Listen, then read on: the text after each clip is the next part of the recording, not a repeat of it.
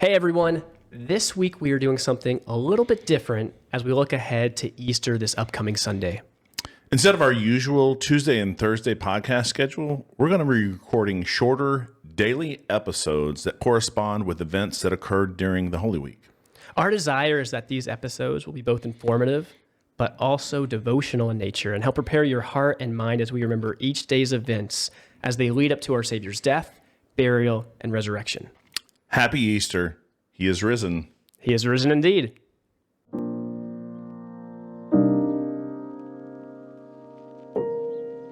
From the heart of the Low Country in South Carolina, It's the Take Two podcast, where we take theology to the next level. All right, well, welcome back to our Monday edition of our Holy Week series, where we're just tracking Jesus through his activities. And we ended, yesterday, him going, kind of walking around in the temple, probably not meeting anyone's expectations, and leaving and heading back out to Bethany, where Mary and Martha and Lazarus would have lived. Yeah, very strange. People puzzled, and it just kind of ends there. And so in Bethany, a couple things that we mentioned this last episode, but this is where the miracle was that Jesus raised Lazarus from the dead, and then the account of Jesus washing, or the lady washing Jesus' feet with that expensive perfume.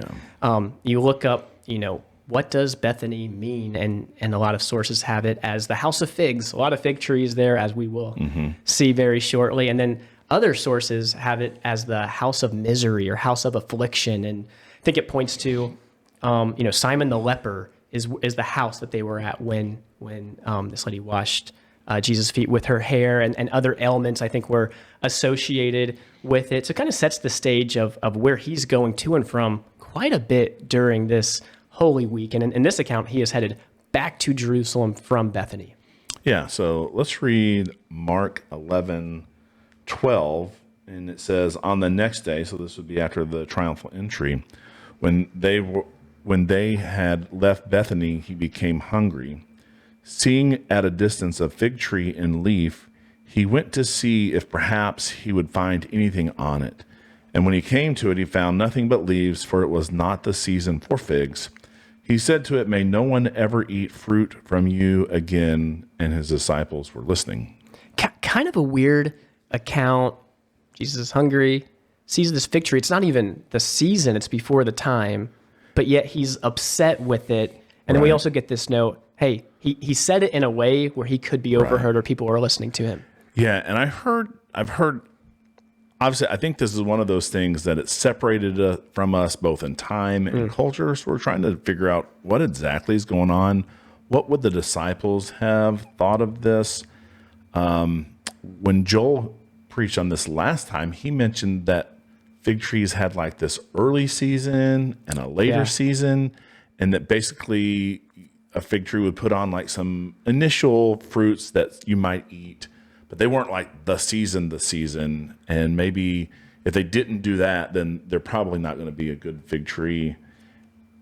Trying to explain, like, maybe this is what's going on. Like, it's not as abrupt as what it seems to us, but in the end, this fig tree doesn't have fruit on it. Jesus curses it. And I've heard some people like, the fig tree didn't do anything to Jesus, but it's like, I mean, he's the creator of everything. If he wants to curse a tree to use the next day as an object lesson, which he may do, we'll have to wait and see till tomorrow's lesson. But I think that's in his prerogative. Yeah, I think you're right. And then what's also interesting to take note of is in Mark's account, he jumps into Jesus cleansing the temple. And then later on the next day will give us a lesson that we learned from the fig tree. Matthew's account, kind of different, cleansing the temple, and then lumps everything together. Right. And I don't know if we've talked about it in this podcast. Okay, It's hard for me to remember, but Matthew's writing thematically to an audience that's expecting things to kind of be arranged thematically, not necessarily always chronologically, which is what prompts Luke to write his account where it's in order, and Luke says that. So sometimes Matthew is good to kind of see all the stuff grouped together, but it may not be the best to give you the step by step of what happened. So if you read Matthew's account, it looks like it goes right from triumphal entry to cursing the fig tree and cleansing the temple right all on the same day. Yeah, and when we read our Bibles, it's good to note how the author arranges these different texts. And for Mark specifically, there's the cursing of the fig tree, cleansing of the temple. Then this lesson, Mark's probably trying to tell us something about how that cleansing kind of fits in with the fig tree in a very specific way. So I might just also read the cleansing of the temple briefly here. That'd be great. Starting in verse 15, Mark writes, "And they came to Jerusalem, and he entered the temple and began to drive out those who sold and those who bought in the temple. And he overturned the tables of the money changers and the seats of those who sold pigeons. And he wouldn't allow anyone to carry anything through the temple. And he was teaching them and saying to them, is it not written, my house shall be called a house of prayer for all the nations? But you've made it a den of robbers." And the chief priests and the scribes heard it and were seeking a way to destroy him, for they feared him, because all the crowd was astonished at his teaching. And when the evening came, they went out of the city. And so here I think we see a couple of things. Obviously, Jesus, angry at what's going on, makes a big deal. Hey, my Father's house is a house of prayer, not a den of robbers. And he's not letting any more selling happen. He's overturning the tables and that kind of thing. And then at the end, we get this glimpse that, the scribes, the chief priests, they've already been kind of looking for a way, and it's kind of ramped up. They're saying, okay, this is enough. We've had it. We need to get this guy out of here. But there's this tension that they're a little bit nervous, that people like this guy a lot. He's got crowds. People are astonished at what he's saying. And so they went out of the city to begin scheming, and I think we'll start to see this just ramps up pretty quickly. Yeah, and if you're tracking, because this was confusing to me when I was a young believer, but Jesus cleanses the temple twice, kind of at the very beginning of his ministry and at the end. Confusing. Yeah, there's more than one place, and there's more than one place that he feeds a large multitude. But I was always astonished, like, how did Jesus, especially at the beginning, but even there at the end, and you mentioned some of it, the fact that he has kind of the people on his side, but at the beginning of his ministry, it's like, how does this guy come in and cleanse this temple and no one does anything? Like he's able to kind of walk out.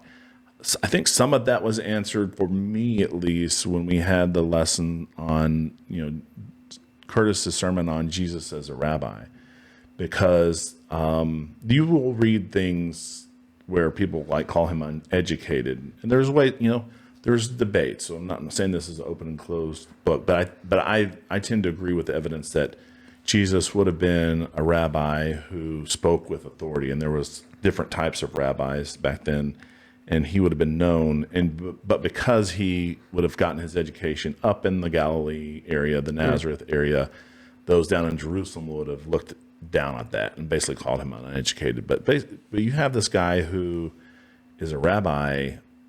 People are following him, and he's coming in, picking up a whip and driving people out. So one of the things that you've seen the meme, like, what would Jesus do? Well, grabbing a whip and driving people out is in the realm of possibility. It's not out of the question. Yeah.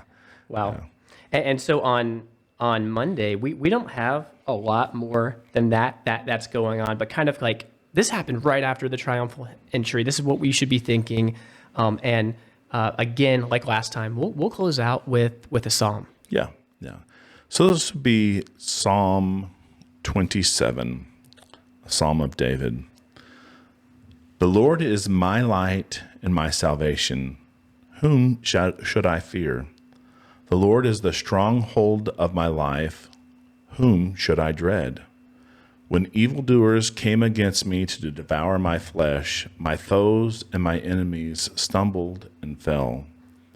Though an army deploys against me, my heart will not be afraid. Though a war breaks out against me, I will still be confident. I have asked one thing from the Lord. It is what I desire, to dwell in the house of the Lord all the days of my life, gazing on the beauty of the Lord and seeking him in his temple. For he will conceal me in his shelter in the day of adversity. He will hide me under the cover of his tent. He will set me high on a rock. Then my head will be high above my enemies around me. I will offer sacrifices in his tent with shouts of joy. I will sing and make music to the Lord. Lord, hear my voice when I call. Be gracious to me and answer me. My heart says this about you. Seek his face. Lord, I will seek your face. Do not hide your face from me. Do not turn your servant away in anger. You have been my helper. Do not leave me or abandon me, God of my salvation. Even if my father and mother abandon me, the Lord cares for me. Because of my adversaries, show me your way, Lord, and lead me on a level path. Do not give me over to the will of my foes, for false witnesses rise up against me, breathing violence. I am certain that I will see the Lord's goodness in the land of the living. Wait for the Lord. Be strong, and let your heart be courageous. Wait for the Lord. Thanks for listening to Take Two. Find us wherever you find podcasts and on YouTube for those who want to watch our videocast.